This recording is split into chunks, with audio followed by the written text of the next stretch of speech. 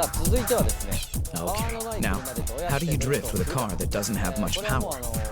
What I'll be explaining to you here is from way back when I used to drive a Hachi-roku every day and night. And that's like 15 years ago.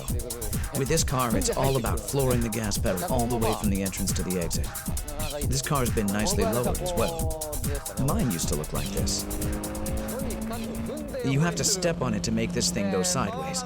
With these underpowered cars, you just have to keep the gas on to get it into power drift mode.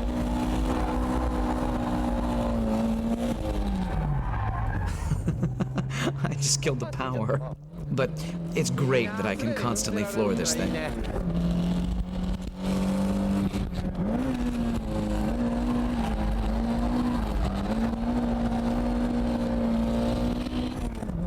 This is great.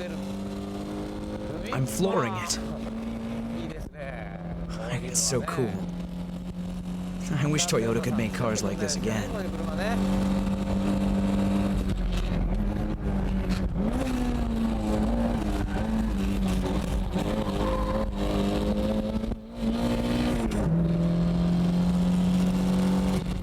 Shift down and put the pedal to the metal. It feels great. Just the right amount of power to have fun.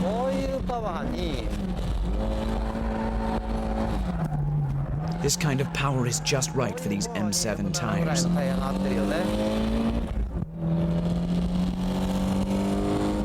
Feels good.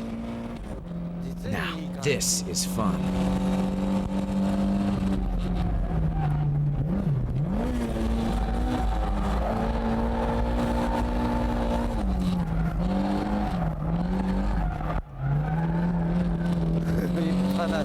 I'm literally flooring it the entire way. Do you know any other car that can do this?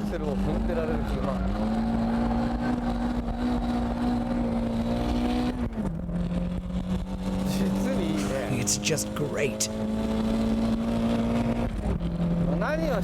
What I'm doing is simply turning the car with the gas pedal.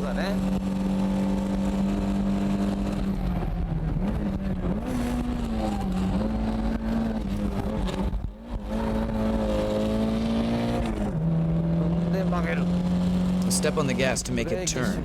Brake and shift down, then step on the gas again. Step on it to let the rear go. You have to keep revving it within the torque band.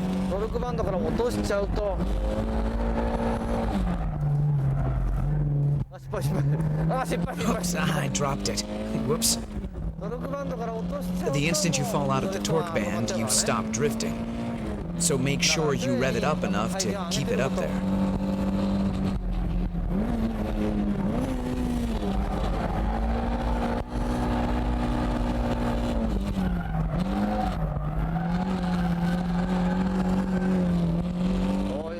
This is what I mean.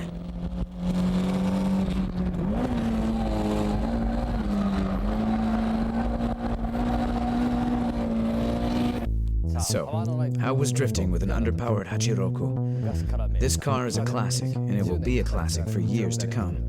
Did you know I taught Tomi from Initial D how to drift in one of these? Okay, the first hairpin, what am I doing? I'm simply turning the car only with the gas pedal. This is the biggest difference from other cars.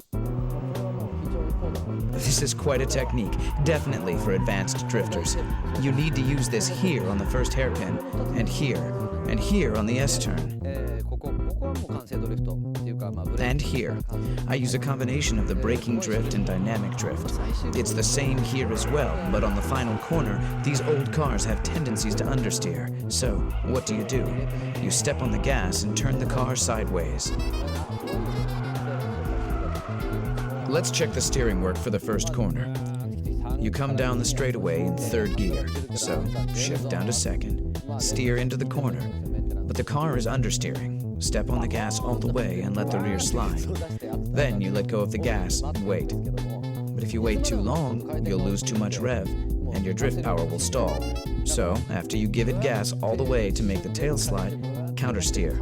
And as you do this, place your foot on the gas, just to keep the rev within the torque band. This is how you drift right from the corner entrance to the exit. And this is also the reason why an underpowered classic like the Hachi-roku can go up against the high-tech power machines of today. I'm turning using the gas pedal at all corners. You know, you may be able to drift in other cars, but drifting through the corners from entrance to exit in an underpowered car is a tough task to pull off. And that's why people who say they can drift in a Skyline, Supra, MR2, or a Silvia can't always go sideways in a Hachi-roku. This is because you really need to know your stuff to keep the underpowered car drifting through corners. And to get this done, you must master the 6 basic techniques to make your drift perfect. Let's check the Hachi-roku on the final corner. In this corner, a standard braking and shift lock triggers the car to drift. But the throttle control from here is different. Tsuchiya floors it immediately to keep the car sliding all the way from the entrance to the corner exit. He's purposely letting the wheel spin a bit so he can control the tail slide with little power. He's driving while constantly maintaining loose traction. These 6 techniques and their various application make the Drift King go sideways. How did I become the Drift King? I can only say that I was driving day and night. I guess people call it practicing and hard work. But to me, I was just having fun out there.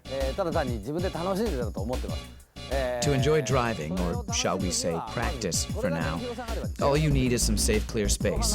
This will be enough. And let's start with a 180-degree turn. The first thing I tried, right after I got my driver's license, is this. Pull the e-brake and try to end up facing the direction I came from. In my days, it was cool to be able to do this and get it right.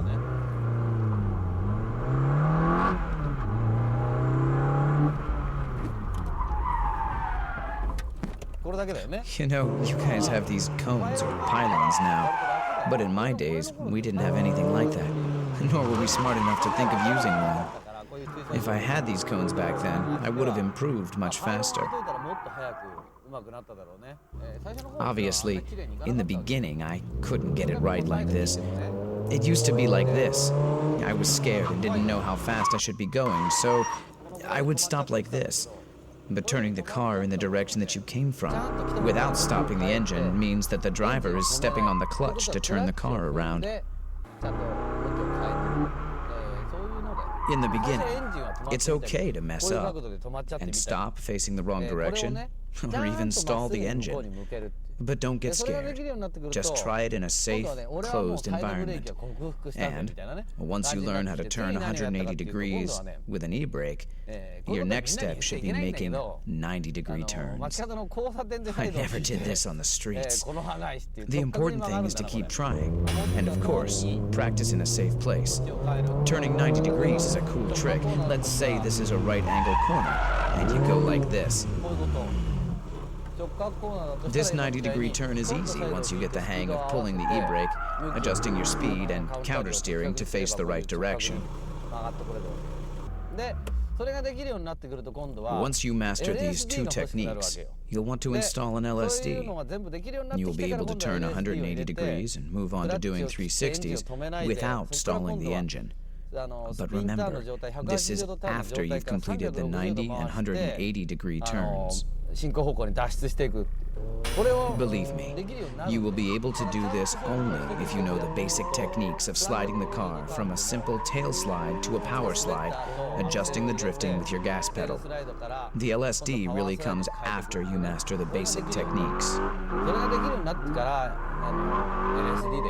The important thing here is to discover how much fun it is to play with your car. Like here, I can turn just by pulling the e-brake. When you learn to do this correctly, you'll want to do it on the track. The main objective of this special training program is that you have fun driving your car. If you have fun, you'll be calm enough to sense the behavior of your car, and at the same time, you won't be scared of your tail sliding anymore. Tsuchiya says that if you go through these training programs, you'll be able to drift on track for sure.